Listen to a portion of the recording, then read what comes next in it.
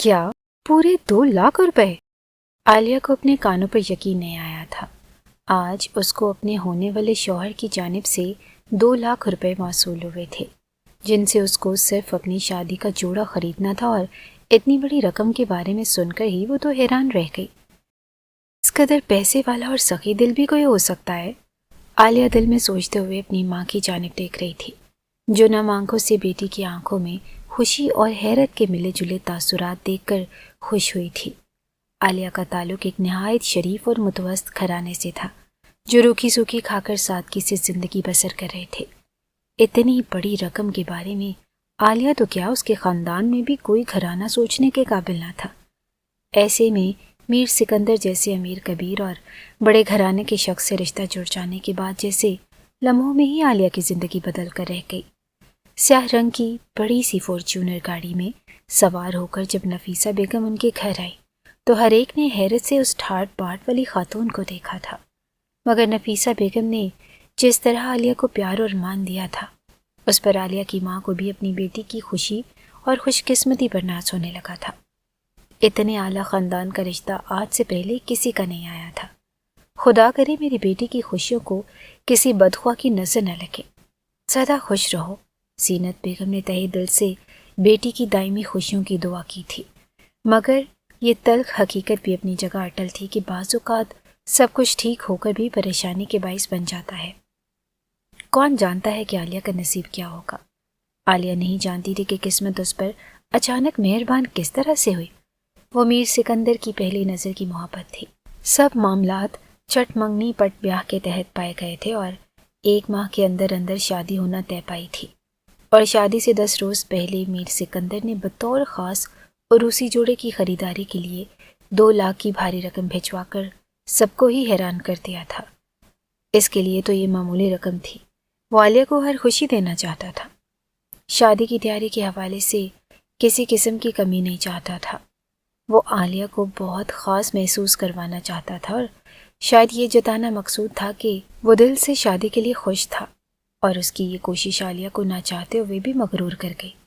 ماموں کی بیٹی وانیہ، جو اس کی سکی سہیلی تھی اور اس کی خوشی میں خوش بھی تھی، اس کو بلوا کر عالیہ اس رقم کے ہمراہ خوشی خوشی شادی کا جوڑا لینے کے لیے مارکیٹ چلی گئی تھی۔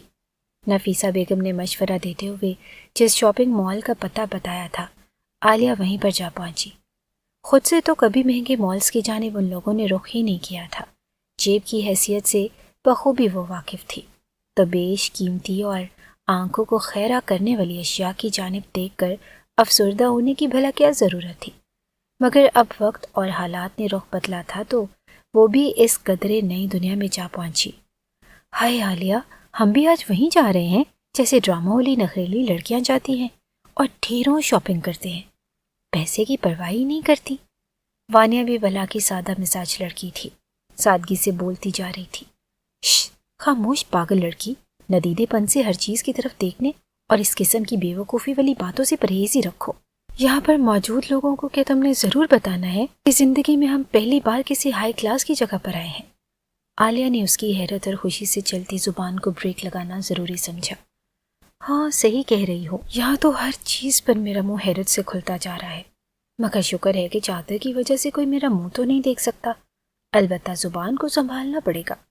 وہ جیسے ایک دم سے ہوش میں آئی تھی۔ چلو برائڈل ڈریس کی شاپ دیکھیں، ورنہ میں تو آج ایسے یہ سب کچھ دیکھ کر پاگل ہوتی رہوں گی۔ وانیہ اپنی بے وقوفی کا اعتراف کرتی تیز تیز قدم اٹھانے لگی تھی، اور پھر اپنی منزل مقصود پر پہنچ کر باریک بینی سے ایک ایک ڈریس کا جائزہ لیتی۔ وانیہ اور عالیہ اتنا نارمل ظاہر کر رہی تھی جیسے کچھ بھی انوکھا نہ تھا۔ وہاں پر ایک سے ایک خوبصورت ڈریس تھا۔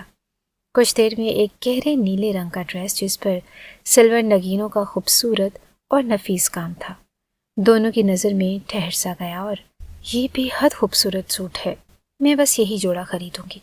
عالیہ نے پکا ارادہ کیا، چلو دکاندار سے اس کی قیمت پوچھتے ہیں اور بھاؤ تاؤ کر کے فائنل کرے اور واپسی کی راہ لیں۔ وانیہ نے ایک بار پھر سے وہی عام دکان کے حساب سے سوچا، ارے پگلی، اس کا ریٹ تو یہی ٹیگ سے پتہ چل جائے گا۔ عالیہ نے اس کی عقل کوستے ہوئے نیک کے ساتھ چھولتے ہوئے ٹیگ کو تھام کر الٹ پلٹ کیا اور قیمت دے کر دنگ رہ گئی۔ باپ رے، یہ تو 1,80,000 روپے کا ہے، اس لیے تو اتنا خوبصورت بھی لگ رہا تھا۔ रुको, किसी और लहंगे की कीमत चेक करते हैं। आलिया ने उस ड्रेस को उठाते हुए एक दो और ड्रेसेस की कीमत देखी।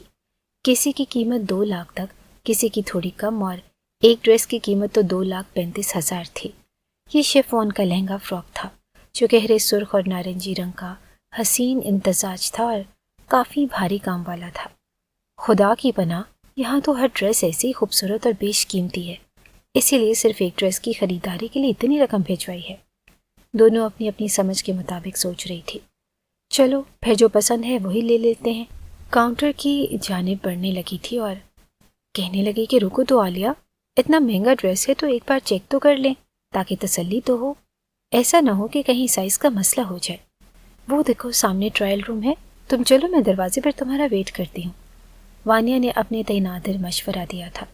ना भाई, मैं तो नहीं जा रही कहीं भी। मेरी कोई तस्वीर वीडियो वगैरह बन जाएगी तो मैं क्या करूँगी? बिला वजह की मुसीबत खड़ी हो जाएगी। अम्मी ने तो मुझे जान से मार देना है। किस किस को सफाइयाँ देती फिरूंगी? आलिया ने अपनी भयानक सोच पर बेसाख्ता झुरझुरी ली थी। यार आलिया, तुम भी हद करती हो। ऐसा हर किसी के साथ थोड़ी ना होता है। ये तो बस कहानियों में देखा जाता है, और तुम्हारी वीडियो बनाकर किसी ने क्या कर लेना है? भला देखो ज़रा कितने लोग यहाँ शॉपिंग करने आए हैं, और ऐसा कोई मसला होता तो कोई यहाँ आता? इस किस्म की बातें नहीं सोचनी चाहिए। कभी कभी इंसान जो सोचता है ना वो हो भी जाता है पागल। चलो फजूल की बातें सोचना छोड़ो और ये ड्रेस पहन कर दिखाओ कैसा लगता है। वानिया ने उसके ना करने के बावजूद ज़बरदस्ती उसको ट्रायल रूम में भेजा था और दरवाजे पर बेसब्री से उसकी वापसी का इंतज़ार किया। वानिया देखो, सही लग रहा है। चंद पल के बाद ही आलिया ने उसको भी अंदर ही बुला लिया। अरे वाह, ये तो ऐसे लग रहा है जैसे बिल्कुल तुम्हारे ही नाप पर सिलाई किया है। बस अब सही है, तसल्ली तो हुई। अब जल्दी से चेंज करो और चलो यहाँ से, मैं तो बहुत थक गई हूँ। वानिया ने जल्दी जल्दी का शोर मचा दिया और काउंटर पर पहुंचकर वानिया एक सेल्समैन से हिसाब किताब करने में मसरूफ़ हो गई। मगर आलिया को जाने क्यों कुछ गलत होने का एहसास हो रहा था। उसको ऐसे लग रहा था जैसे ज़िंदगी अचानक उससे रूठ जाएगी। मज़ीद घबराहट कंप्यूटर के सामने खड़े सेल्समैन के घूरने पर हो रही थी। आलिया ने इधर उधर देखकर खुद को मुतमईन करना चाहा, मगर वो तो गहरी निगाहों से मुसलसल आलिया को घूरे जा रहा था। दिल में उसको 100 तरह के अलकाबात से नवाजती आलिया वहाँ से वापस घर पहुँची तो सुख का सांस लिया। घर में कदम रखते ही महफूज पनाह का इत्मीनान महसूस करते हुए आलिया मुतमईन हुई थी और अब दोनों ही इस खरीदारी पर दाद वसूल करने को बेताब हो रही थी जिस पर वो इतनी मेहनत कर चुकी थी। वाह माशाल्लाह, ये तो बहुत प्यारा जोड़ा है। खुदा तुम्हें पहनना नसीब करे। आमीन। सबने एक साथ आमीन कहा और फिर चंद रोज़ मज़ीद सिरक गए। घर में शादी के हंगामे और मेहमानों की आमद शुरू होने लगी तो निकाह का दिन जैसे पलक झपकते ही आन पहुंचा। शादी की तकरीब एक आली शान शादी हॉल में मुनक्किद हुई थी। ड्रेसिंग रूम में एक माहिर ब्यूटिशियन आलिया के हुस्न को मज़ीद निखारने में मसरूफ़ थी। वैसे तो आलिया की रंगत भी अच्छी खासी सफ़ेद थी और लब अनार की मान सुर्ख थे। बाल भी बेहद खूबसूरत, घने और लंबे थे। यही वजह थी कि वो अनजाने में मीर सिकंदर की धड़कनों को मुंतशिर करने में कामयाब हुई थी, मगर अब थोड़ी सी मेहनत से उस पर टूट कर रूप चढ़ा था। निकाह उसी दौरान हो चुका था और थोड़ी देर के बाद आलिया को बाहर लेकर जाना था। इससे पहले ही वानिया खासी परेशान कुन तासुरात चेहरे पर सजाए अंदर चली आई। आलिया, खुदा करे सब ठीक हो। मुझे तो दूल्हा भाई के चेहरे पर गुस्सा और मिजाज खासे बिगड़े हुए लग रहे हैं। माथे पर बल डालकर बिल्कुल खामोश बैठे हैं, न कोई खुशी न मुस्कुराहट। लगता ही नहीं कि वो अपनी शादी से खुश हैं। वो खासी गहराई से मुशाहिदा कर रही थी, मगर उनकी मुश्तरका सहेली इरम ने उनको टोक दिया। अरे नहीं, ये भी तो हो सकता है कि उनके मिजाजी ऐसे हों। कुछ लोग अपने जज्बात का खुलकर इजहार नहीं कर सकते या संजीदा मिजाज होते हैं, इसीलिए ऐसे दिख रहे होंगे। आलिया, तुम फिक्र मत करो, देखना सब ठीक ही होगा। ये बिला वजह के वहम पाल रही है। इरम ने आलिया को तसल्ली देने के साथ वानिया को भी सरजिश की थी। हाँ, हो सकता है कि खुदा करे ऐसा ही हो। वो लोग बात बदल बदल कर इधर उधर की कहानियों में मशगूल हो चुकी थी, जबकि तकदीर उनकी इस कमकली पर दूर खड़ी मुस्कुरा रही थी। खुदा खुदा करके तमाम रसूमात का इख्तिताम हुआ और रुखसती का वक्त आन पहुंचा। रुखसती के वक्त भी मीर सिकंदर के चेहरे पर तनाव बहुत वाज़ेह था, जैसे किसी ने ज़बरदस्ती उसको यहाँ आने पर मजबूर किया था। مگر عالیہ توجہ نہیں دے پائی۔ سارے راستے عالیہ 100 طرح کے خواب دیکھتے خود سے عہد کر رہی تھی کہ اپنے شوہر کے دل میں اپنی جگہ بنا کر اس گھر میں خوش رہے گی، واپسی کی کوئی سوچ بھی اسے آنے نہیں دے گی، شوہر اور سسرال والوں کے دل سے خدمت گزاری کرے گی۔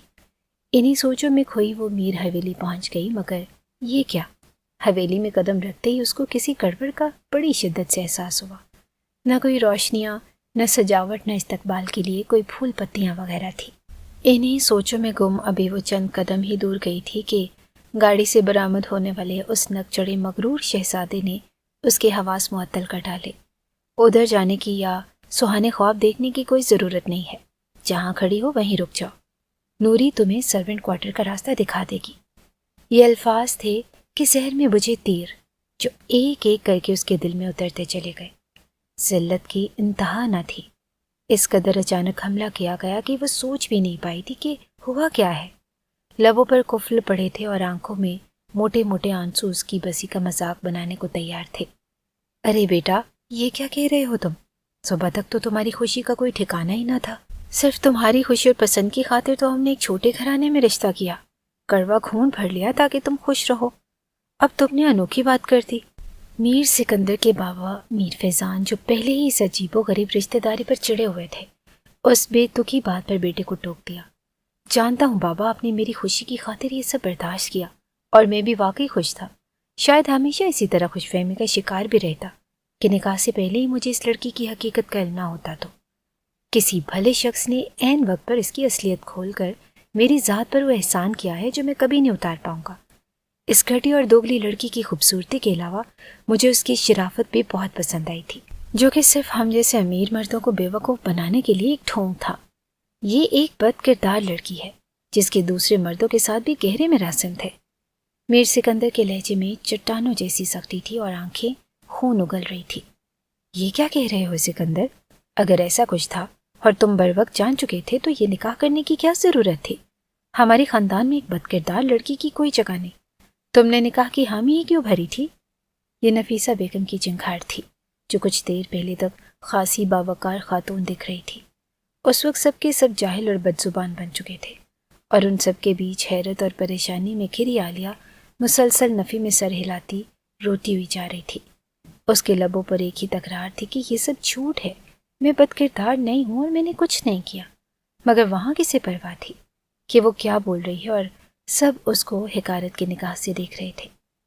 جانتا ہوں کہ اس جیسی لڑکی کو اپنے خاندان کا حصہ بنانے کا تصور بھی نہیں کر سکتا، اور نہ ہی میں خود اس قدر بے غیرت ہوں کہ آنکھوں دیکھی مکھی نکلوں۔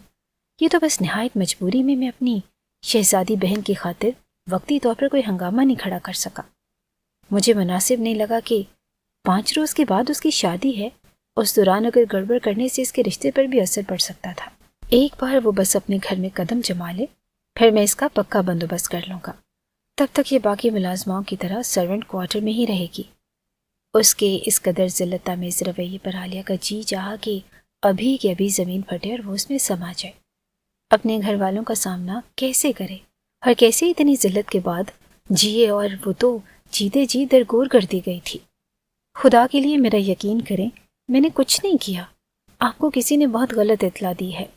وہ بنا کسی قصور کے سزا پانے کی بجائے ایک آخری کوشش کر لینا چاہتی تھی۔ بکواس بند کرو، تم جتنا معصوم بننا تھا بن لیا، اب تمہاری سچائی کھل کر سامنے آ گئی ہے، اور میں نے جو کہنا تھا وہ کہہ دیا۔ مزید کسی قسم کی بکواس سننے کے موڈ میں نہیں ہوں، سمجھی؟ زندہ رہنا ہے نا تو خاموشی سے اسی کوارٹر میں پڑی رہنا، ورنہ جان سے مار ڈالوں گا، جھوٹی مکار لڑکی۔ میر سکندر نے اس کے دوپٹے کے ساتھ ہی بالوں کے جوڑے کو اپنی مٹھی میں دبوچا اور اس کے کان کے قریب ہو رہا تھا۔ اب دفع ہو جاؤ اور دوبارہ اپنی شکل مت دکھانا جب تک تمہیں بلایا نہ جائے۔ اپنی بات مکمل کر کے اس کے بالوں کو جھٹکے سے چھوڑتا ہوا عالیہ لڑکھڑا کر رہ گئی۔ میرا خدا گواہ ہے، میں نے کچھ نہیں کیا، یہ مجھ پر الزام ہے۔ وہ اتنی ذلت سہ کر بھی اپنی صفائی دینا چاہتی تھی۔ اچھا، تم بے قصور ہو تو پھر یہ تصاویر کس کی ہیں؟ غور سے دیکھو، کیا یہ تم نہیں ہو؟ شکر کرو کہ میں نے یہ سب کچھ تمہارے بوڑھے باپ کو نہیں دکھایا، ورنہ وہ تو شاید جیتے جی ہی مر جاتا۔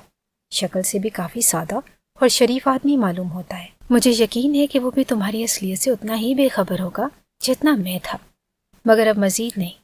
یہ فحش مواد دیکھنے کے بعد تو مجھے تمہارے وجود سے اور نام سے بھی شدید نفرت ہو رہی ہے۔ شاید اب کبھی کسی کی شرافت کا اعتبار نہ کر پاؤں، اور یہ سب تمہاری وجہ سے ہوا ہے۔ میر سکندر نے بنا سانس لیے تابڑ توڑ حملے کیے کہ عالیہ بیچاری ہچکیوں سے روتی تھی، مگر اپنی صفائی میں بولنے کے الفاظ کہاں سے لاتی۔ یہ تو میں مارکیٹ، وہ کپ کپاتے لبوں کے ساتھ بس اتنا ہی بول پائی تھی کہ میر سکندر ایک بار پھر اس کو ٹوک چکا تھا۔ بس اب مزید کوئی بات نہیں سننا چاہتا تمہاری، اور نہ ہی تمہاری کسی وضاحت میں مجھے کوئی دلچسپی ہے۔ اپنی یہ منحوس صورت اور غلیظ وجود کے ساتھ شکل گم کرو یہاں سے اور چلی جاؤ۔ خدا کی قسم اگر مجھے اپنی بہن کی شادی کی فکر نہ ہوتی تو یہیں کھڑے کھڑے ایک ساتھ کئی گولیاں تمہارے ناپاک وجود کے آر پار کرنے میں مجھے ایک لمحہ نہ لگتا۔ وہ پھنکارتے ہوئے لہجے میں اپنی بے بسی جتاتا اس کو آئینہ دکھا رہا تھا، اور لمبے لمبے ڈگ پھرتا باقی سب کے پیچھے وہ بھی سامنے کے بڑے سے منکش دروازے کے اندر داخل ہو چکا تھا، اور نورا نے اس کو ایک پاسیدہ اور اندھیرے ٹوبے سرونٹ کوارٹر کے دروازے پر جا کھڑا کیا اور دروازہ کھولتے ہوئے دھیمی آواز میں بڑبڑائی، جاؤ بی بی اندر جاؤ۔ اب اگر پہلے سے ہی کسی مرد کی رکھیل تھی تو کس نے کہا تھا دولت کی خاطر اتنے بڑے خاندان میں شادی رچانے کو؟ اب بھگ دو۔ توبہ توبہ، آج کل کی لڑکیاں تو بہت ہی ڈھیٹ اور بے حیا ہیں، کھلے عام بے حیائی کرتی ہیں اور پکڑی جائے تو معصوم بننے کی کوشش کرتی ہیں۔ اس حویلی میں کون اتنا کم ظرف مرد ہے؟ وہ ہلکی آواز رکھ کر بھی عالیہ کو سنانے کی خاطر بول رہی تھی۔ اس کے قرب سے دیکھنے پر نہ چاہتے ہوئے بھی بات ادھوری چھوڑ کر وہاں سے وہ چلی گئی، اور عالیہ نے مرتا کیا نہ کرتا کہ مستاق سرونٹ کوارٹر میں قدم رکھا تو گرد و غبار سے اٹا جالوں سے بھرا کوارٹر دیکھ کر ایک بار پھر اس کو اپنی بدقسمتی پر ٹوٹ کر رونا آیا تھا۔ رخصت ہوتے ہوئے وہ خود دنیا کی خوش قسمت ترین لڑکی سمجھ رہی تھی، جس کو پھولوں کی سیج سے سجی زندگی بیٹھے بٹھائے میسر ہو گئی، اور اب اپنی بدقسمتی پر رونا آ رہا تھا۔ کوارٹر میں سیلن کی بسان رچی تھی جو طبیعت پر ناگوار اثر ڈال رہی تھی۔ اپنی بے بسی، تنہائی اور ذلت پر عالیہ کا پورا وجود کسی اندیکھے قرب میں مبتلا تھا۔ وہ رات عالیہ نے ایک پڑی ہوئی چھلنگا سی چارپائی پر گر کر سسکتے ہوئے گزار دی تھی۔ رات کی تاریکی کوارٹر میں ہر سو پھیل چکی تھی۔ عالیہ اکیلی خالی کوارٹر میں بیٹھی تھی جہاں صرف ایک پرانی سی چھلنگا چارپائی، ایک چھوٹی سی الماری اور کھڑکی کے پار جھانکتی خاموشی تھی۔ وہ حویلی جہاں اسے اپنی شادی کی پہلی رات محبت، عزت اور اپنائیت کی امید تھی، اب صرف ایک ٹوٹے دل کا بوجھ سمیٹے خالی سی کال کوٹڑی بن چکی تھی۔ عالیہ کا سر جھکا ہوا تھا، دوپٹہ کندھوں سے ٹھلک چکا تھا اور آنکھوں سے آنسو بہہ رہے تھے۔ وہ الفاظ جو صرف چند لمحے پہلے اس کے کانوں میں پڑے تھے ابھی تک اس کے وجود کو جھنجھوڑ رہے تھے۔ تم جیسی لڑکی کسی شریف مرد کے قابل نہیں، تمہیں بیوی کا رتبہ دینا میری توہین ہوگی۔ آج سے تمہارا ٹھکانہ نوکرانیوں کے کوارٹر میں ہے۔ یہ الفاظ میر سکندر کے تھے۔ ارے ایسی بد کردار لڑکی کی ہماری حویلی میں کوئی جگہ نہیں۔ وہ عورت جو عالیہ کے لیے ساس ہی نہیں بلکہ ایک ماں کا مقام حاصل کر سکتی تھی، اس نے بھی پل بھر میں عالیہ کو ذلت کی اتھاہ گہرائیوں میں دھکیل دیا۔ عالیہ جو اپنی عزت اور کردار پر ناز کرتی تھی، آج اسے ہی کردار سے محروم کر دیا گیا۔ وہ خاموشی سے نوکروں کے کوارٹر کی طرف لے جائی گئی، بغیر کسی سوال، بغیر کسی صفائی کے موقع کے، اور جب دروازہ بند ہوا تو جیسے پوری دنیا کا دروازہ اس کے لیے بند ہو گیا۔ چارپائی پر لیٹتے ہی اس نے چہرہ تکیے میں چھپا لیا، اور پھر جو آنسو نکلے وہ پوری رات تھمے نہ تھے۔ ہر آنسو میں درد تھا، بے بسی تھی، اور وہ خالی پن تھا جو تب ہوتا جب انسان خود کو سب سے زیادہ تنہا محسوس کرے۔ میں نے کیا غلط کیا تھا؟ کیا خواب دیکھنا گناہ تھا؟ کیا ایک شریف شخص کی بیوی بننے کی خواہش جرم تھی؟ یا من چاہی بیوی بننے پر فخر محسوس کرنا غلط تھا؟ وہ خود سے سوال کر رہی تھی، لیکن جواب دینے والا کوئی نہ تھا۔ اس کا دل پکار رہا تھا لیکن کوئی بھی سننے والا نہ تھا۔ میر سکندر جسے وہ جاننے کی کوشش بھی نہیں کر پائی تھی، آج اسی نے اس کی عزت کو رون دیا، بغیر ایک بار بھی اس کی سچائی کو جاننے کی کوشش کی ہے۔ عالیہ کو آج بھی یاد تھا جب وہ پہلی بار رشتہ دیکھنے آئے تھے تو نفیسہ بیگم نے کس قدر محبت اور اپنائیت کا اظہار کیا، اور پھر رشتہ طے ہو گیا۔ کہ انہیں واقعی یہی لگا ہوگا کہ میں نے تو کچھ بھی نہیں کیا۔ عالیہ کا دل جیسے کسی نے مٹھی میں جکڑ لیا تھا۔ وہ جھوٹے الزامات، وہ فحش تصویریں جو کسی بد فطرت اور بدخواہ نے پھیلائی، آج اس کے کردار کا فیصلہ کر کے اگر وہ لوگ پوچھتے کہ اگر وہ مجھ سے ایک بار آنکھوں میں دیکھ کر سچ جاننے کی کوشش کرتے تو میں چیخ چیخ کر کہتی کہ یہ سب جھوٹ ہے، لیکن انہوں نے تو مجھے بولنے ہی نہیں دیا۔ کمرے میں دیوار پر لڑکی گھڑی کی ٹک ٹک وقت کی بے رحمی کی گواہ بن چکی تھی۔ عالیہ ہر لمحہ اسی پل کو یاد کر رہی تھی جب اسے سب کے سامنے ذلیل کیا گیا، جیسے وہ انسان ہی نہ ہو، جیسے اس کی عزت، اس کی سچائی، اس کی زندگی بے معنی ہو۔ اس کی انگلیوں میں ابھی تک شادی کی انگوٹھی تھی، لیکن اب وہ صرف ایک دھوکہ بن چکی تھی۔ وہ کمرہ جو اس کا نیا گھر ہونا تھا، اب اس کی جگہ پہ کوارٹر اس کے لیے قید خانہ بن چکا تھا۔ عالیہ نے تکیے سے منہ ہٹا کر آسمان کی طرف دیکھا جو کھڑکی سے جھلک رہا تھا۔ یا اللہ، اگر میں گناہ گار ہوں تو مجھے سزا دے، لیکن اگر میں پاک ہوں تو میری عزت کی گواہی دے، مجھے ہمت دے کہ میں یہ سب سہ سکوں۔ وہ دعا مانگتی جا رہی تھی اور آنکھوں سے آنسو بہتے جا رہے تھے۔ رات گزر رہی تھی مگر دل کا بوجھ ہلکا ہونے کا نام ہی نہیں لے رہا تھا۔ وہ الفاظ، وہ نظروں کا حکارت بھرا انداز، وہ لمحہ، وہ سب کچھ جیسے روح میں زہر بن کر اتر چکا تھا۔ کبھی وہ دیوار سے ٹیک لگا کر بیٹھ جاتی، کبھی دوبارہ لیٹ جاتی، لیکن نیند اس رات کی آنکھوں سے کوسوں دور تھی۔ اس کے خواب، اس کی امیدیں، سب کچھ ایک جھٹکے میں ریزہ ریزہ ہو چکا تھا۔ کاش وہ ایک بار مجھ سے سچ جاننے کی کوشش کر لیتے، کاش میں اپنی صفائی دے پاتی۔ وہ دل میں بار بار یہی دہرائی جا رہی تھی۔ وہ دن جس کا خواب ایک لڑکی بچپن سے دیکھتی ہے، وہی دن اس کی زندگی کا سب سے سیاہ دن تھا، اور پھر ایک لمحے کو اس کے آنسو رک گئے۔ اسے اپنی ماں کی بات یاد آئی تھی، بیٹی، عورت کی سب سے بڑی طاقت اس کا صبر اور سچ ہوتا ہے۔ لوگ کچھ بھی کہہ دیں، لیکن جب دل پاک ہو تو وقت خود گواہی دیتا ہے۔ عالیہ نے آنکھیں بند کر لی۔ دل میں طوفان تھا، لیکن اس جملے نے اسے تھوڑی سی تسلی دی۔ میں حق پر ہوں اور ایک دن سب سچ خود سامنے آ جائے گا۔ وہ جانتی تھی کہ رات کالی ہے لیکن صبح ضرور آئے گی، اور وہ صبح اس کے لیے انصاف، عزت اور اپنی پہچان لے کر آئے گی۔ اسے اپنے رب کے انصاف پر بھرپور توکل تھا، مگر اس رات وہ سوئی نہیں اور بس خاموشی سے تکیے پر لیٹی آنسو بہاتی رہی اور دل سے اپنے رب سے ایک ہی دعا مانگتی رہی، یا اللہ مجھے حوصلہ دے۔ اگر جو زینت بیگم اور ان کے شوہر کو اندازہ ہوتا کہ ان کی بیٹی کس درد سے گزر رہی ہے تو وہ کتنی تکلیف محسوس کرتے۔ اپنے سود و زیاں کا حساب لگاتے رات اس نے آنکھوں میں ہی کاٹ دی تھی، مگر اگلی صبح فجر کی اذانوں کے ساتھ وہ بھی اپنے آنسوں کو بے دردی سے رگڑتے ہوئے نئے عزم کے ساتھ اٹھ کھڑی ہوئی اور نماز ادا کر کے اپنے رب سے اپنے لیے ہمت، صبر اور مدد کی دعا کرنے لگی۔ رب سے دعا کر کے توکل کے ساتھ ہلکی پھلکی ہوئی تو ہر طرف پھیلی گرد و غبار کی جانب دھیان دیا۔ پھر جو کمر کس کے وہ میدان میں اتری تو دوپہر کے قریب پورے کوارٹر کو سرے سے بدل دیا۔ ہر چیز سلیقے اور صفائی کا منہ بولتا ثبوت تھی۔ وہ اپنے نصیب پر صبر شکر کر چکی تھی اور ساتھ میں یہ عہد بھی کیا کہ ساری زندگی بھلے اس کوارٹر میں گزر جائے، کبھی واپس جانے کو تیار نہیں ہوگی۔ اب جو بھی تھا اور جیسا بھی تھا، اس کا گھر یہی تھا جس میں اس نے ہمیشہ رہنا تھا۔ اور پھر وہ کہنے لگی، یا خدا مجھے حوصلہ دینا۔ یہ شخص اس قدر کھٹور ہے کہ کچھ سننے کو تیار ہی نہیں، بس فرد جرم عائد کر کے سنگسار کر دینا چاہتا ہے، اور میرے پاس سوائے خاموشی کے اور کوئی چارہ نہیں۔ کاش کہ اس روز میں نے اپنے خوف کو معمولی نہ سمجھا ہوتا، کاش کہ کبھی اس شاپ پر ہی نہ گئی ہوتی، کیونکہ وہیں کے ڈریسنگ روم میں سے تو اس کی ویڈیو اس کے شوہر کو بھیجی گئی تھی، جس کی بنا پر وہ عالیہ کو بدکردار اور جانے کیا کچھ کہہ چکا تھا۔ مجھے پہلے ہی دن سے کسی گڑبڑ کا بڑی شدت سے احساس ہو رہا تھا۔ یا خدایا، تو دلوں کے حال سے واقف ہے، میرے لیے خیر کا راستہ بنا دے۔ اس مشکل وقت میں مجھے ثابت قدم رکھنا اور میری بے گناہی سب پر واضح فرمانا میرے رب۔ مجھ میں اتنی ہمت نہیں کہ میں یہ بوجھ نہیں سہ پاؤں گی۔ اگر ان لوگوں نے رکشی کی شادی سے فارغ ہو کر اپنے فیصلے پر عمل درآمد کیا تو میں تو جیتے جی مر جاؤں گی۔ یہ طلاق کے ساتھ بدنامی کا توق گلے میں ڈال کر کسی کا سامنا نہیں کر پاؤں گی۔ وہ خود سے باتیں کرتی ایک بار پھر حوصلہ ہار چکی تھی اور پھوٹ پھوٹ کر رو رہی تھی۔ اس کا واحد سہارا رب کریم کی ذات تھا، اور کمزور لہجے میں وہ اپنے دل کا دکھ اپنے رب کو بتانے لگی۔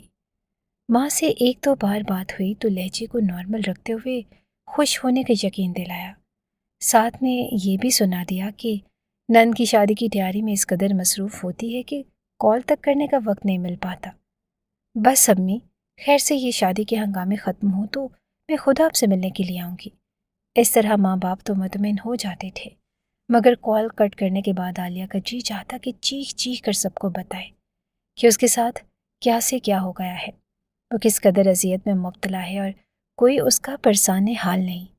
حویلی میں رکشی کی شادی کی تیاریاں عروج پر تھی اور مہمانوں کی آمد پر اس کو سختی سے تاکید کی گئی تھی کہ بالکل نارمل ظاہر کرے اور چند پل کے لیے مہمان خواتین سے بات چیت کر لیا کرے تاکہ باہر کے کسی بھی فرد کو موجود صورتحال کی بھنک تک نہ پڑے۔ سو وہ 2 گھڑی مہمانوں کے پاس بیٹھ کر مصنوعی مسکراہٹ سے خوش دکھنے کی ایکٹنگ کرتی، مگر دل میں غبار بھرنے لگتا تو کسی نہ کسی کام کے بہانے سے وہاں سے ہٹ کر سیدھا اپنے مورچے میں پہنچ جاتی۔ چند بار وہ اس اذیت ناک صورتحال سے گزری تھی۔ رکشی کی بھی رخصتی کا دن آن پہنچا۔ عالیہ کو بھی چہرے پر چھائی اداسی اور دکھ کی کیفیت کو میک اپ کی تمیز تہ میں چھپانا تھا، اس لیے ایک ماہر بیوٹیشین کو بلوا لیا گیا اور حویلی کے ہی ایک کمرے میں عالیہ بھی ایک بہو کی حیثیت سے سج سنور رہی تھی۔ ہال میں بھی سب سے ملتے اور مسکرا کر اپنا تعارف کروانے کے بعد بارات کی آمد کا شور اٹھا تو وہ ایک طرف ہو کر کھڑی ہو گئی۔ نکاح کے لیے جب نکاح خواں کو بلایا گیا تو میر سکندر نے بڑے کروفر سے عالیہ کو کہا، اب مہمان مصروف ہے اور میری بہن کا نکاح بھی ہونے جا رہا ہے، تو میں چاہتا ہوں کہ تم اپنے کردار کی سیاہی لے کر واپس چلے جاؤ۔ اب تمہاری یہاں کوئی ضرورت نہیں۔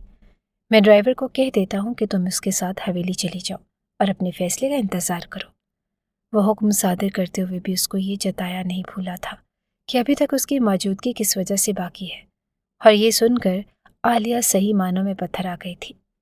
اپنے مفاد کی خاطر پچھلے کئی روز سے اس کا استعمال کیا جا رہا تھا، مگر اس کے جذبات کی کسی کو بھی پرواہ نہ تھی۔ اب چلو بھی، تمہیں کون سی بات کا انتظار ہے؟ عالیہ اپنی سوچوں میں گم تھی کہ میر سکندر نے باقاعدہ جھنجھوڑنے والے انداز میں اس کے کندھے کو تھام کر مخاطب کیا تھا، جس پر وہ خوفزدہ ہو کر پلٹی۔ ہر ڈرائیور کے ہمراہ وہ خاموشی سے واپس حویلی روانہ ہو چکی تھی۔ ان بے حس لوگوں کے حکم کو ماننا اب اس کی مجبوری تھی۔ حویلی پہنچی تو چند ایک ملازمین کے سوا وہاں پر کوئی بھی موجود نہ تھا، اور تو دل کی گھٹن سے گھبرا کر وہ لان میں خوبصورت اور رنگ برنگے پودوں کا جائزہ لینے لگی۔ کاش حالات کچھ بہتر ہوتے تو اس حویلی کا سب سے خوبصورت اور میرا من پسند حصہ یہی ہوتا۔ اس نے افسردگی سے سرد آہ بھری تھی۔ پودوں اور پھولوں کی وہ ہمیشہ سے دیوانی تھی اور طرح طرح کی پودوں کی تفصیلات جان کر ان کی کیئر کرنا اس کا مشغلہ بھی تھا۔ مگر ہائے ری قسمت، اتنے دنوں کے بعد آج اس کو سکون سے ان پودوں کو دیکھنا نصیب ہوا۔ دوسری جانب نکاح خواہ نے اسٹیج پر قدم دھرا ہی تھا کہ دلہا اس طرح اچھل کر کھڑا ہوا جیسے کسی بچھو نے ڈنگ مار دیا ہو۔ پل پل اس کی رنگت بدل رہی تھی اور پھر تقدیر نے جیسے اپنا آپ دہرا دیا۔ یہ دلہا بھی اپنے موبائل پر چند تصاویر اور ویڈیوز دیکھ کر دھاڑا تھا۔ میں یہ شادی نہیں کر سکتا، اس کے الفاظ تھے یا موت کا پروانہ۔ تمام مہمان اپنی جگہ پر جم گئے۔ میر فیضان کی اس اچانک صورتحال بدل جانے پر بے ساختہ آنکھیں نم ہوئی تھی۔ بیٹی کے باپ تھے، بھلے جتنے امیر کبیر یا روب اور دبدبے والے تھے، اپنی بیٹی کی خوشیوں کی خاطر کسی سے زور زبردستی تو نہیں کر سکتے تھے۔ مگر میر سکندر اپنی معصوم بہن کی بدنامی کے بارے میں سوچ کر ہی بپھر گیا۔ وہ کیسے خاموش تماشائی بن جاتا؟ آخر اس کی بہن کی زندگی اور خاندان کا وقار داؤ پر لگا تھا۔ کیا بکواس کر رہے ہو فارس؟ یہ وقت فضول باتوں کا نہیں ہے۔ اپنے چہرے کے تاثرات کو بمشکل نارمل رکھتے ہوئے بظاہر وہ ہلکے پھلکے انداز میں اپنے سامنے کھڑے لڑکے کو کچھ غلط بولنے سے باز رکھ رہا تھا۔ ہاں صحیح کہا آپ نے سکندر صاحب، یہ مذاق کا وقت ہرگز نہیں ہے۔ میں ایک عزت دار گھرانے سے تعلق رکھتا ہوں اور آپ لوگوں سے رشتہ بھی اسی خوش فہمی کی بنا پر کیا تھا، مگر بھلا ہو اس بے نام عاشق کا جس سے اپنی محبت کی جدائی برداشت نہیں ہوئی، اور اس نے یقیناً اپنی خوشیوں کو مکمل کرنے کی خاطر مجھے آپ کی بہن کی نامعقول تصاویر بھیج دی ہیں، اور اس کا کام ہو گیا۔ میں آنکھوں دیکھی مکھی نکلنے کا قائل نہیں ہوں۔ فارس ایک اعلیٰ خاندان کا شخص تھا۔ اس نے اپنے رویے سے یہ ثابت کر دیا کہ سب کے درمیان شور مچا کر کسی کی عزت اچھالنا مناسب نہ سمجھا تو دھیمے لہجے میں میر سکندر کو جواب دیا تھا، جس پر میر سکندر کو ایک دم سے جھٹکا لگا۔ چند دن پہلے ہی غیرت اور غصہ وہ بھی دکھا چکا تھا، اور انداز کو کیسے نہ پہچانتا۔ کیا تم صاف الفاظ میں بات کرو گے؟ مجھے لگتا ہے کہ تمہیں کوئی غلط فہمی ہوئی ہے۔ میر سکندر کے حلق میں جیسے الفاظ اٹک کر رہ گئے۔ غلط فہمی کیسی میرے بھائی؟ میرے پاس ثبوت ہیں، لیں آپ بھی ملاقطہ فرمائیں اپنی آوارہ بہن کے کارنامے۔ اس نے ایک نہایت بیہودہ تصویر میر سکندر کے سامنے کی تو وہ ایک جھٹکے سے رخ موڑ گیا۔ چہرے کی رنگت سرخ پڑ چکی تھی اور جبڑے پھینچے ہوئے تھے۔ وہ اپنی سگی بہن کی ناسیبہ تصویر کی جانب دیکھنے کی ہمت کیسے کرتا؟ یہ بات اس کی غیرت کو گوارا نہ تھی۔ کیا ہوا؟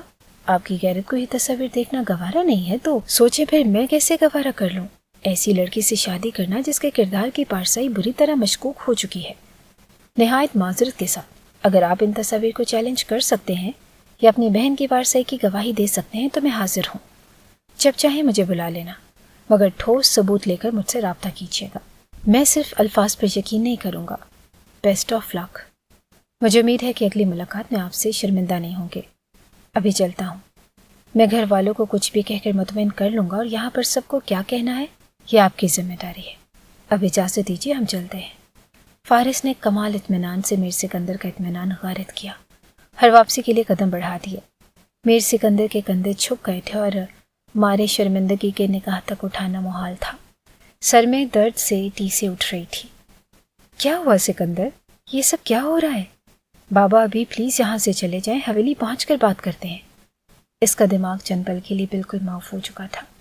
میر فیضان کو مزید گریدنے کی بجائے خاموش رہنا مناسب لگا تھا اور میر سکندر ایک جھٹکے سے اٹھا اور برائڈل روم میں بیٹھی رکشی کے پاس جا پہنچا۔ اب تک کچھ لڑکیوں نے اس کو بھی ساری صورتحال سے آگاہ کر دیا تھا اور وہ حیرت میں مبتلا تھے کہ آخر اس کے ساتھ ہی ایسا کیوں ہوا۔ بھائی کیا ہو رہا ہے؟ فارس اور میں تو ایک دوسرے کو پسند کرتے تھے، پھر وہ اچانک نکاح سے منع کر کے کیوں چلا گیا؟ رکشی حواس باختہ سی اپنے بھائی کی جانے پڑی تھی۔ کیا تم فارس سے پہلے کسی اور کو پسند کرتی تھی؟ میر سکندر نے سرد لہجے میں پوچھا۔ بھائی آپ ایسا سوچ بھی کیسے سکتے ہیں؟ مجھے اپنے خاندانی وقار کا بہت خیال ہے، میں کچھ غلط کرنے کا سوچ بھی نہیں سکتی۔ میں نے فارس کے لیے مختلف انداز میں سوچا تو کسی سے اس بارے میں کچھ نہیں چھپایا۔ کیا فارس نے آپ سے کچھ کہا؟ اس نے بتایا تو ہوگا کہ اس انکار کی وجہ کیا ہے؟ وہ تفصیل جاننے کو بےتاب تھی اور میر سکندر لب بھینچ کر اپنے غصے کو دبانے کی کوشش کر رہا تھا۔ کچھ نہیں کہا اس نے، تم چھوڑو بس۔ اس کو ایمرجنسی میں کہیں جانا تھا، سو چلو ہم واپس حویلی جا رہے ہیں۔ وہ کہہ کر رکا نہیں تھا اور تیزی سے باہر نکلتا چلا گیا۔ گاڑی میں سوار وہ لوگ واپسی کے سفر پر گامزن تھے اور اب میر سکندر کو کسی گڑبڑ کا احساس ہو رہا تھا۔ 10 روز پہلے میری بیوی اور اب بہن، یہ سب اتفاق تو ہرگز نہیں ہو سکتا۔ آخر کیا ہو رہا ہے؟ کیا میری بہن اور بیوی دونوں ہی بد کردار ہیں؟ نہیں، مگر پھر سچائی کیا ہے؟ کہیں یہ مقافات عمل تو نہیں؟ یہی الفاظ اور ایسی ہی ذلت آمیز باتیں میں نے بھی کی تھی۔ آج فارس نے اتنے ہی گھٹیا الفاظ میری بہن کے لیے استعمال کیے۔ وہ ہر زاویے سے سوچ سوچ کر پاگل ہو رہا تھا۔ ارے بیٹا، یہ سب کیا تھا؟ تم کچھ بتا کیوں نہیں رہے؟ میرا تو دل بیٹھا جا رہا ہے۔ ایک پر ایک مصیبت نے ہمارا ہی پیچھا کرنا شروع کر دیا ہے۔ نفیسہ بیگم کا لہجہ بھی آج کرخت ہونے کی بجائے کمزور ہو رہا تھا۔ انہیں اندازہ ہو رہا تھا کہ کچھ تو تھا جو سب سے چھپایا جا رہا تھا۔ رکشی، سچ بتاؤ کہ تم اس رشتے پر راضی نہیں تھی یا کوئی بات ہے جو تم نے ہم سے چھپائی ہے؟ نفیسہ بیگم نے مدھم لہجے میں اپنے خدشات کے حوالے سے تصدیق کرنے کے لیے رکشی کی جانب دیکھا تھا، مگر اندر سے خوف زدہ بھی ہو رہی تھی کہ جو وہ سوچ رہی تھی اگر وہ سچ ہوا تو۔ نہیں امی، ایسا تو کچھ بھی نہیں ہے۔ میں نے اپنی ذات کو باپ بھائی کی امانت سمجھ کر ہمیشہ خود کو مضبوط بنایا ہے، کبھی کسی کمزور لمحے کی زد میں آ کر آپ لوگوں کی رسوائی کا سامان نہیں کیا۔ وہ تو ان بنا سر پیر کے سوالوں پر لرز کر رہ گئی۔ پہلے شادی ختم ہونے پر پریشان تھی تو اب بھائی اور ماں کے مشکوک لب و لہجے پر وہ کھلا گئی تھی۔ میر سکندر اب ایک نتیجے پر پہنچ کر گاڑی کی رفتار بڑھا چکا تھا۔ اس کو حویلی پہنچنے کی جلدی تھی۔ حویلی پہنچ کر وہ تیزی سے گاڑی سے اترا اور اس کا رخ سیدھا سرونٹ کوارٹر کی جانب تھا۔ عالیہ جو لان کی خوبصورتی میں اس قدر محو تھی کہ وقت گزرنے کا پتہ ہی نہ چلا، اب اچانک سب کی واپسی پر گھبرا کر اپنے قید خانے نما گھر کی جانب بڑھنے لگی۔ سنو، تم وہاں کیوں جا رہی ہو؟ میر سکندر نے اس کو سرونٹ کوارٹر کی جانب بڑھتا دیکھا تو پکار کر روک لیا۔ عالیہ اس لب و لہجے پر حیران سی اپنی جگہ پر جم گئی۔ اف، یہ شخص کہیں اس غلطی پر بھی ذلیل نہ کر دے کہ ابھی تک میں یہاں پر کیوں گھوم رہی ہوں۔ میر سکندر نے قریب پہنچ کر ایک بار پھر سے اپنا سوال دہرایا۔ اور اس کو بازو سے تھام کر روکا۔ اور کہاں جاؤں؟ اپنی زندگی اور دل سے تو آپ مجھے نکال ہی چکے ہیں۔ آپ نے خود ہی تو کہا تھا کہ میرا ٹھکانہ اب یہی سرونٹ کوارٹر ہے۔ وہ منمناتے ہوئے بولی تھی۔ ہاں مگر آج تو میرے کمرے میں چلو، مجھے تم سے کچھ کام ہے۔ میر سکندر کہہ کر پلٹا تھا، جبکہ عالیہ کے لبوں پر ایک تلخ سی مسکراہٹ ابھر کر معلوم ہوئی تھی۔ آج آپ کے ساتھ جانے کا کیا فائدہ؟ واپس تو کل یہی آنا ہے۔ جو جگہ میرے لیے منتخب کی گئی ہے اور جو میری حیثیت ہے وہیں رہنے دیں۔ ایک دن جگہ بدلنے سے کیا ہو جائے گا؟ ویسے بھی میں اپنے ماں باپ کی عزت کی خاطر یہاں پر خاموشی سے پڑی ہوئی ہوں، اور اگر میں بد کردار ہوتی تو کب کی یہاں سے جا چکی ہوتی۔ عالیہ نے حلق میں گھلتی نمی کو بمشکل قابو کیا، مگر اس کی آواز میں کپ کپاہٹ واضح طور پر محسوس کی جا سکتی تھی۔ فضول باتیں مت کرو اور مجھے یہ دھمکی بھی مت دو کہ تم یہاں سے جا سکتی ہو۔ میر سکندر اس کے بولنے پر اپنی جگہ ٹھہر سا گیا تھا، مگر اس کے سامنے کچھ ظاہر نہیں کرنا چاہتا تھا۔ سو سخت لہجے میں وہ ٹوک دیا، وہی چلی جاتی جس کے حوالے سے آپ مجھ پر الزام لگا رہے ہیں، جس کی وجہ سے مجھے بدکردار کہہ رہے ہیں۔ عالیہ غمزدہ سی بولی تھی۔ میں تمہارا شوہر ہوں، جو کہہ رہا ہوں وہی کرو۔ خاموشی سے میرے کمرے میں چلو، اور اب کی بار میر سکندر نے سخت لہجے میں کہہ کر اس کو مزید کچھ کہنے سے باز رکھا۔ یعنی آج میری قسمت کا فیصلہ ہونا ہے؟ اتنی بے صبری اور اتنی خود غرضی، ان لوگوں سے تو چند روز مزید میرا وجود قابل برداشت نہیں، تو کس طرح سے یہاں رہنے کی خواہش کروں؟ ہر کون میری خواہش کے بارے میں جاننا چاہتا ہے۔ وہ پل کے پل میں بدگمانی کی انتہا پر پہنچی تھی۔ یا اللہ مجھے صبر دینا، میرے ماں باپ کو اس پریشانی سے مت آزمانا جس کا بوجھ سہارنے کے لیے وہ کمزور ہیں۔ وہ گہری سانس لے کر اپنی سسکیوں کا گلا گھونٹتی میر سکندر کی پیروی کرنے لگی۔ اپنی پریشانی اور بدگمانی میں وہ محسوس ہی نہیں کر پائی تھی کہ رکشی بھی واپس حویلی آ چکی تھی، اور یہ غیر معمولی بات تھی تو آج تو اس کو اپنے پیا کے سنگ رخصت ہو جانا تھا۔ کیا تم مجھے بتاؤ گی کہ اگر تمہارا کوئی قصور نہیں ہے تو یہ سب کیسے ہوا ہے؟ کمرے میں پہنچ کر میر سکندر نے قدرے نرم لہجے میں عالیہ سے استفسار کیا، اور اب وہ ٹھٹک گئی۔ ڈرتے ڈرتے سر اٹھا کر میر سکندر کی جانب دیکھا۔ تم گھبراؤ نہیں، میں واقعی سچ جاننا چاہتا ہوں، اور تم سے تفصیل کو سن کر میں خود چھان بین بھی کر لوں گا۔ اگر تم بے قصور ہو تو مجھے تمہیں صفائی دینے کا موقع ضرور دینا چاہیے۔ اس کے الفاظ نے عالیہ کے جسم میں ایک نئی روح پھونک دی، ایک امید کی کرن جگا دی تھی۔ اب بتاؤ، کیا تم نے اپنے برائڈل ڈریس کی تصویر کسی سے شیئر کی تھی، یا تمہیں کسی پر شک ہے؟ تو وہ بتا دو اور میں معاملے کی تحقیقات کر لوں گا، بس تم حرف بحرف سچ بتاؤ۔ اس کی خاموشی کو میر سکندر جانے کیا سمجھا تھا کہ اسے بولنے پر اکسا رہا تھا اور تسلی بھی دلا رہا تھا۔ نہیں نہیں، خدا کی قسم، میں نے اپنی تصویر کسی کو نہیں بھیجی تھی، میں تو سارا وقت اپنی کزن وانیہ کے ساتھ تھی، آپ اس سے بھی پوچھ سکتے ہیں۔ عالیہ نے بوکھلا کر اپنا یقین دلانا چاہا۔ کہیں یہ سب کچھ تمہاری اس کزن نے تو نہیں کیا؟ ہو سکتا ہے کہ اس نے جیلسی میں ایسی حرکت کر ڈالی ہو۔ اکثر انسان جذبات میں بہہ کر بہت بڑی بڑی غلطیاں کر دیتا ہے، مگر اسے اندازہ نہیں ہوتا اور غصے یا نفرت میں سب نارمل لگتا ہے۔ میر سکندر نے اپنا اندازہ لگایا تھا۔ نہیں، میری کزن ہرگز ایسی نہیں ہے، بس مجھ سے غلطی یہ ہوئی کہ اس روز میں نے ٹرائل روم میں جا کر ڈریس چینج کیا تھا۔ کاش مجھے اندازہ ہوتا کہ میری زندگی کی سب سے بڑی بھول تھی تو میں کبھی ایسا نہ کرتی۔ اس شاپ میں کاؤنٹر پر جو سیلز مین کھڑا تھا اس کی حرکتیں عجیب تھی، اور وہ بار بار مجھے گھور رہا تھا اور پھر اسکرین پر کچھ دیکھتا تھا۔ اس وقت تو مجھے یوں محسوس ہوا کہ شاید میں کچھ زیادہ ہی سوچ رہی ہوں، مگر تصاویر کو دیکھ کر مجھے یقین ہو چکا ہے کہ یہ سب اسی کا کیا دھرا ہے۔ عالیہ سوچ سوچ کر بولتی مگر تفصیل بتا رہی تھی، اور میر سکندر بہت توجہ سے سب سن رہا تھا۔ ایک دم سے کچھ سوچ کر رکا۔ تو مجھے اس شاپ تک لے کر جا سکتی ہو، اور ہو سکے تو اس بندے کی پہچان بھی کروا دینا، تو بہت کچھ آسان ہو جائے گا۔ میر سکندر کے لہجے میں دبا دبا سا غصہ تھا۔ جی، میں اس شاپ کو اچھی طرح پہچانتی ہوں، آپ جب چاہیں مجھے لے چلیں۔ عالیہ نے پرے امید ہو کر جلد بازی کا مظاہرہ کیا، اور پھر اگلے ہی روز وہ لوگ اس شاپنگ مال میں جا پہنچے۔ شاپ کی نشاندہی تو ہو چکی تھی، مگر وہ سیلز مین وہاں پر موجود نہ تھا۔ عالیہ کو واپس حویلی چھوڑ کر میر سکندر زن سے گاڑی بھگا کر لے گیا تھا، اور پھر اگلے کئی روز تک وہ بے حد مصروف رہا۔ اسی دوران ایک روز آدھی رات کے وقت عالیہ کا موبائل میر سکندر کی توجہ اپنی جانب کروا گیا۔ رات کے 1 بجے اس کے موبائل اسکرین بلنک کر رہی تھی۔ اپنی طبیعت کے برخلاف وہ عالیہ کا موبائل اٹھا چکا تھا جس پر ایک ساتھ کئی میسیجز آئے ہوئے تھے۔ اگر اب بھی تم خاموش رہی تو میں تمہیں ہر جگہ بدنام کر دوں گا۔ اور ایک ویڈیو بھی تھی جس کو دیکھ کر میر سکندر کے چہرے کا رنگ ایک بار پھر سے بدل چکا تھا۔ آنکھوں میں خون اتر آیا تھا اور کوئی نہیں جانتا تھا کہ وہ کہاں ہے اور کس کام کی مصروفیت ہے۔ نفیسہ بیگم نے ایک دو بار پوچھا بھی تھا مگر وہ کیا بتاتی۔ میر فیضان نے بھی پریشانی اور لا علمی کا اظہار کیا۔ دن ایسے ہی بے کیف اور اداس سا گزر رہا تھا اور پھر ایک سہانی شام کو میر سکندر واپس لوٹ آیا۔ اس کے چہرے پر چھایا اطمینان کسی خوشی کا پتہ دے رہا تھا اور سب اہل خانہ کو ہال میں بلا کر وہ کوئی خبر دینا چاہتا تھا۔ بابا، میں نے کہا تھا نا کہ میری پسند غلط نہیں ہو سکتی۔ بس وقتی طور پر میں بھی بے یقین ہو گیا تھا اور میں یقین نہیں کر پایا کیونکہ بات ہی کچھ ایسی تھی، مگر یہی سب کچھ رکشی کے نکاح کے وقت بھی اسی طرح ہونا سوچی سمجھی سازش کے سوا کچھ نہ تھا۔ بس یہ پتہ چلانا باقی تھا کہ یہ سازش کس کی ہے اور مقصد کیا ہے۔ تو پچھلے کئی روز سے میں اسی سلسلے میں بھاگ دوڑ کر رہا تھا اور کچھ نمبرز اور چند ویڈیوز ریکارڈنگ وغیرہ میں نے حاصل کر لی تھی جن سے اصل شخص تک پہنچ پایا۔ اور یہ سب کچھ شرجیل افندی نے کیا ہے۔ مجھ سے نفرت کی وجہ سے یہ اس کا پلان تھا۔ وہ مجھے ذہنی طور پر کمزور کرنا چاہتا تھا اور بدقسمتی سے حویلی میں شادیوں کی تیاری کا اس کو کسی طرح پتہ چل گیا تھا۔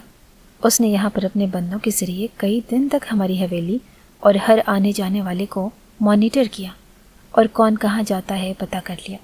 حد تو یہ ہے کہ وہ عالیہ تک بھی پہنچ گیا اور کمال ہوشیاری سے اس کا پیچھا کروا لیا تو آسانی سے اپنے پلان کو مکمل کرنے میں کامیاب ہو گیا۔ عالیہ نے برائڈل ڈریس خریدنے سے پہلے جس ٹرائل روم میں جا کر چینج کیا تھا وہاں پر اسمارٹ کیمراز نصب تھے جس کی مدد سے نازیبہ تصاویر اور ویڈیوز تیار کی گئی۔ اور چند روز میں رکشی بھی ایسے ہی ایک برائڈل ڈریس کو خریدنے گئی تو اس نے بھی ٹرائل روم میں جا کر ڈریس چینج کیا تھا۔ وہ سارا مواد مجھے بھی عین نکاح سے 2 گھنٹے پہلے اس مقصد سے بھجوایا تھا کہ میں شادی سے انکار کر دوں گا اور بدنام ہو جانے کے ساتھ ذہنی بے سکونی بھی مجھے پریشان کر کے رکھ دے گی۔ اور ایسا ہی ہوا۔ میں نے نکاح صرف اپنی بہن کی خوشی کی خاطر کر لیا مگر وہ سب کچھ کئی روز تک میرے دل اور دماغ پر ہتھوڑے کی مان برس رہا تھا، مگر میں رکشی کی خاطر خود کو روکے ہوئے تھا۔ رکشی کے نکاح کے وقت عین وقت پر فارس کو بھی وہی سارا مواد بھیجا گیا اور اس کی کوئی مجبوری نہ تھی کہ وہ صبر کرتا اور خاموش ہو جاتا۔ اس نے ایک احسان ضرور کیا کہ خاموشی سے واپس چلا گیا اور کسی کو اس بارے میں کچھ بھی نہیں کہا۔ میرا دماغ اس وقت بالکل ناکارہ ہو رہا تھا کہ میں کچھ سوچے سمجھنے کی حالت میں ہی نہیں تھا، مگر پھر اچانک میرے دماغ میں چھماکا ہوا اور سب کچھ سمجھ آنے لگا۔ عالیہ سے ساری تفصیل جاننے کے بعد تفتیش شروع کروائی تو سب کچھ کھل کر سامنے آ گیا۔ میری بہن اور بیوی دونوں ہی باکردار ہیں۔ مجھے معاف کر دو عالیہ، میں کم ظرف مرد ہوں، تم پر یقین نہیں کر پایا۔ میں تمہارا گنہگار ہوں اور تمہاری زندگی برباد ہو جانے کا سبب میری ذات ہے اور میری ہی وجہ سے تم دونوں کو اس قدر ذلت کا سامنا کرنا پڑا۔ میر سکندر غمگین لہجے میں سر جھکائے سب کے سامنے عالیہ کو عزت دے رہا تھا، بالکل ویسے ہی جیسے سب کے سامنے اس کی عزت کی دھجیاں اڑائی تھیں۔ ارے نہیں، آپ مجھے شرمندہ کر رہے ہیں۔ وقت نے میرے کردار پر لگا داغ دھو دیا ہے اور میرے لیے یہی کافی ہے۔ یہاں وقتی طور پر مجھے بہت دکھ ہوا تھا مگر یہ سب میرے نصیب میں لکھا تھا شاید، اور نصیب کا لکھا بھلا کون ٹال سکتا ہے۔ وہ اطمینان سے مسکرائی، اس کا کھویا ہوا وقار اور اعتماد بحال ہو رہا تھا۔ اور عالیہ بیٹا، ہو سکے تو ہمیں معاف بھی کر دینا، ہم نے بھی تمہارے ساتھ کوئی اچھا سلوک نہیں کیا تھا۔ آج میری بیٹی اسی تکلیف سے گزر رہی ہے تو مجھے تمہاری تکلیف کا اندازہ ہوا۔ اس کے ساتھ تو ہم سب تھے، ہم نے اس پر یقین بھی کیا مگر تم اس پریشانی میں بالکل تنہا تھی۔ نفیسہ بیگم نے بھی اعلیٰ ظرفی کا مظاہرہ کرتے ہوئے اپنی غلطی کا اعتراف کیا تھا اور جذباتی سے منظر میں عالیہ نم آنکھوں سے دھیما سا مسکرائی اور میر سکندر ایک بار پھر اس دھوپ چھاؤں سی لڑکی پر پورے دل سے فدا ہو گیا۔ اس کی تمہارے ساتھ دشمنی کس بات پر ہوئی؟ افندی بلڈرز کی بھی اپنی ایک پہچان ہے اور ہمارا کبھی ان سے اختلاف نہیں ہوا۔ میر فیضان نے ایک نقطہ اٹھایا۔ مجھے بھی ایسا ہی لگتا تھا بابا، مگر شرجیل افندی اپنے باپ سے مختلف ہے۔ وہ اپنے زور بازو پر یقین رکھ کر محنت کرنے کے بجائے چال بازیوں سے مجھے ہرانا چاہتا ہے۔ پچھلے 3 سال سے میں پاکستان کا سب سے زیادہ کامیاب اور ذہین بزنس ٹائکون سمجھا جاتا ہوں اور میڈلز بھی لے چکا ہوں، تو یہ بات اس سر پھرے شرجیل سے برداشت نہیں ہو رہی تھی۔ وہ پہلے بھی 2-3 بار میری ڈیلیگیشنز کو میرے خلاف بھڑکانے کی کوشش کر چکا ہے مگر ہر بار منہ کی کھانی پڑی۔ تو اس بار اس نے کچھ بڑا کرنے کا سوچا، اور بعض اوقات جرم کرنے کے لیے بھی راستے آسان ہو جایا کرتے ہیں۔ شرجیلا فندی کو بھی ایک سے ایک موقع ملتا چلا گیا۔ اپنی فتح کے غم میں وہ یہ بھول گیا تھا کہ یہ باتیں چھپ نہیں سکتی۔ مجھے زوال کی طرف دھکیلنا چاہتا تھا، مگر خود ہی منہ کے بل گر گیا۔ کسی نے خوب کہا ہے کہ کسی کا برا چاہا جائے تو انسان کے اپنے ساتھ برا ضرور ہوتا ہے۔ رات کا کھانا خاصی خوشگوار ماحول میں کھایا گیا۔ عالیہ اپنے کردار کی وضاحت پر خوش تو تھی، مگر نارمل ہو کر سب کے ساتھ ہنسی اور خوشگپیوں میں شامل نہیں ہو سکتی تھی۔ کھانے سے فارغ ہو کر خاموشی سے اپنے کمرے کی جانب بڑھ گئی۔ ابھی سب کچھ معمول پر آئے میں کچھ وقت درکار تھا، اور میر سکندر وہ وقت اس کو دینے کو تیار تھا۔ کمرے میں ملگجی سی نیلی روشنی جل رہی تھی اور جو دیواروں پر ایک نرم سی چمک ڈال رہی تھی۔ کھڑکی کے پردے آہستہ آہستہ ہل رہے تھے اور باہر ہلکی ہوا کا شور سنائی دے رہا تھا۔ کمرے میں خاموشی تھی اور صرف دل کی دھڑکنیں اور لمحوں کا بوجھ محسوس ہو رہا تھا۔ عالیہ گلابی دوپٹہ اوڑھے خاموشی سے کمرے کے ایک کونے میں صوفے پر بیٹھی تھی اور سامنے کھڑا میر سکندر نظریں جھکائے خاموشی سے لفظ ڈھونڈ رہا تھا۔ وہی کمرہ تھا جہاں شادی کے بعد پہلی رات گزارنی تھی، لیکن قسمت نے اس وقت کچھ اور ہی لکھا تھا۔ آج مہینوں بعد دونوں اسی کمرے میں آمنے سامنے تھے، ایک نئے جذبے اور معافی کے ساتھ۔ عالیہ، میر سکندر کی آواز لرز رہی تھی۔ کیا میں بیٹھ سکتا ہوں؟ عالیہ نے خاموشی سے سر ہلایا اور میر سکندر صوفے کے دوسرے کنارے پر بیٹھ گیا۔ دونوں کے درمیان کچھ فاصلہ تھا، لیکن دلوں کے درمیان جو دیوار تھی وہ آہستہ آہستہ گرنے لگی تھی۔ میر سکندر نے گہری سانس لی۔ میں نے کئی بار سوچا کہ تمہارے سامنے کیسے آؤں، کیسے وہ سب کہوں جو دل میں تھا، جو زبان تک آتے آتے رک جاتا تھا، لیکن آج میں سب کچھ کہہ دینا چاہتا ہوں۔ عالیہ اب بھی خاموش تھی، لیکن اس کی نظریں میر سکندر کی طرف تھیں۔ اس کی آنکھوں میں نہ شکوہ تھا نہ غصہ، بس ایک خاموش تجسس تھا۔ تمہیں یاد ہے جب تم پہلی بار اپنی سہیلیوں کے ساتھ یونیورسٹی میں آئی تھی؟ میں نے تمہیں سفید لباس میں دیکھا تھا، اور بس کچھ سمجھ ہی نہیں آیا۔ دل بس ایک لمحے کو ٹھہر گیا تھا۔ وہی لمحہ تھا جب دل نے تمہیں اپنا مان لیا تھا۔ میر سکندر کی آواز میں ایک گہرا احساس تھا، لیکن میں تمہیں جان نہ سکا، تم سے بات نہ کر سکا۔ تمہاری آواز، تمہارے خواب، سب میرے لیے اندیکھے تھے۔ میں صرف تمہیں ایک نظر میں دل میں دے بیٹھا، اور شاید اسی لیے میں سچ اور جھوٹ کے درمیان فرق نہیں کر سکا۔ عالیہ نے آہستہ سے کہا کہ محبت اگر ایک نظر میں ہو سکتی ہے تو بھروسہ بھی اسی نظر میں ہونا چاہیے تھا۔ میر سکندر نے شرمندگی سے سر جھکا لیا۔ ہاں، میں نے تمہیں کوئی موقع نہیں دیا، اور اس وقت میرا دل جل رہا تھا، غصے سے میرا دماغ کھول رہا تھا، اور تم کچھ کہنا چاہتی تھی، لیکن میں نے سننا ہی نہیں چاہا۔ وہ تصاویر، وہ جھوٹے الزامات، یہ بات برداشت ہی نہیں کر پایا کہ جس کو میں پورے مان سے اپنانے جا رہا تھا وہ ایسی کردار کی نکلی۔ جانتی ہو مرد سب کچھ برداشت کر سکتا ہے، مگر اپنی من پسند عورت کی بے وفائی بالکل برداشت نہیں کر سکتا۔ میں بری طرح ٹوٹ گیا تھا، اور تمہیں بھی توڑ دیا۔ کمرے میں خاموشی چھا گئی۔ پھر میر سکندر نے نرمی سے کہا، لیکن وقت نے مجھے سچ دکھا دیا، اور میرا دل ہر لمحہ خود کو کوستا رہا۔ میں نے تمہیں درد میں مبتلا کیا، لیکن آج سب کے سامنے میں نے تمہیں عزت دی، وہ عزت دی جو میری محبت کے ساتھ تمہارا حق تھی۔ عالیہ کی آنکھوں میں ہلکی سی نمی آ گئی، مگر وہ مسکرائی۔ میں نے سب دیکھا، سب سنا۔ جب آپ نے سب کے سامنے میرے لیے وہ الفاظ کہے، مجھے لگا جیسے کوئی بوجھ دل سے ہٹ گیا ہو۔ میں نے آپ کو معاف نہیں کیا تھا، مگر آپ کے ایک جملے نے سب کچھ بدل دیا۔ کون سا جملہ؟ میر سکندر نے دھیرے سے پوچھا۔ جب آپ نے سب کے سامنے کہا کہ عالیہ میری محبت کی حقدار اور پارسا عورت ہے، اس لمحے میں نے ماضی کو پیچھے چھوڑ دیا تھا۔ میر سکندر نے آہستہ سے کہا، میں تمہیں یہ بتانے آیا ہوں کہ میری محبت صرف ایک نظر کی نہیں تھی، وہ تمہارے لیے تھی اور تمہارے وجود کے لیے۔ اور جب تم پر الزام لگا، میں نے اپنی محبت پر شک کیا، جو میرا سب سے بڑا گناہ تھا۔ عالیہ نے آہستہ سے ہاتھ بڑھایا اور ایک شال کو سنوارتی ہوئی بولی، میں جانتی ہوں کہ آپ کا دل نادان تھا، اور شاید وقت بھی سخت تھا۔ میں نے کبھی آپ سے نفرت نہیں کی، کیونکہ آپ میرے شوہر ہیں، اور میرے دل میں آپ کے لیے ہمیشہ عزت رہی۔ تم بہت عظیم ہو عالیہ، نہ سب کچھ ہونے کے بعد بھی تمہارے دل میں نفرت نہیں، بلکہ سمجھ بوجھ ہے۔ میں نے تمہیں آزمایا اور تم ہر امتحان میں خالص ثابت ہوئی۔ عالیہ نے نرمی سے کہا، محبت کا مطلب صرف پیار نہیں ہوتا، بلکہ ایک دوسرے کو سمجھنا، معاف کر دینے کا حوصلہ، اور ایک دوسرے کے درد کو بانٹنا بھی ہوتا ہے۔ ہم نے شاید آغاز ہی صحیح نہج پر نہیں کیا تھا، مگر اب ہم اسے سچائی سے شروع کر سکتے ہیں۔ میر سکندر نے پہلی بار اس کی طرف ہاتھ بڑھایا۔ کیا تم مجھے موقع دو گی کہ میں تمہاری زندگی کا وہ ساتھی بن سکوں جس پر تم فخر کرو؟ میں وعدہ کرتا ہوں کہ تمہاری ہر تکلیف کا مداوع کروں گا، تمہیں وہ خوشیاں دوں گا جنہیں پانا تمہارا حق ہے۔ عالیہ نے چند لمحے خاموشی سے اس کا چہرہ دیکھا، پھر نرمی سے اس کے ہاتھ کو تھاما، اور ہم دونوں نے بہت کچھ چھیلا ہے سکندر، اب وقت ہے کہ ہم ایک دوسرے کے زخموں پر مرہم رکھیں۔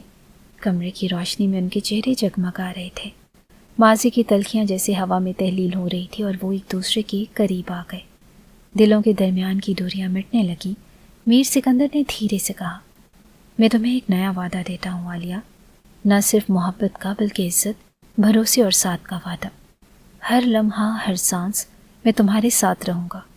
عالیہ نے مسکرا کر کہا، اور میں ہر قدم آپ کے ساتھ چلوں گی، بغیر ماضی کا بوجھ لیے، کیونکہ آج سے ہم ایک نئی زندگی کا آغاز کر رہے ہیں۔ کمرے کی فضا میں خوشبو بکھر گئی تھی، روشنی اب زیادہ گرم محسوس ہو رہی تھی، جیسے دیواریں بھی ان کی خوشی کا جشن منا رہی ہوں۔ اس لمحے وہ صرف شوہر اور بیوی نہ تھے، بلکہ دو دل تھے جنہوں نے سچائی، معافی اور عزت کے ساتھ ایک نئی محبت کو جنم دیا تھا۔ اور عالیہ جانتی تھی کہ سچی محبت صرف وقت سے نہیں بلکہ خلوص اور عزت سے پروان چڑھتی ہے، اور ان دونوں کی محبت اب اس خلوص کی بنیاد پر ایک نئی زندگی کا آغاز کر چکی تھی۔ اگلی صبح نئی خوشیوں کے پیغام کے ساتھ نمودار ہوئی۔ میر سکندر محبت پاش نظروں سے عالیہ کی جانب دیکھ کر مسکرایا۔ نئی زندگی کی پہلی صبح مبارک ہو مسز سکندر، وہ جذب سے بولا تو عالیہ بھی دھیمی سی مسکان کے ساتھ اس کی جانب بڑھی۔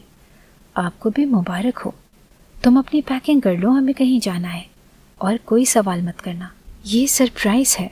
میر سکندر اس ہنی مون ٹرپ کو سرپرائز کے طور پر پلان کر چکا تھا جس پر وہ جلد ہی جانے والے تھے۔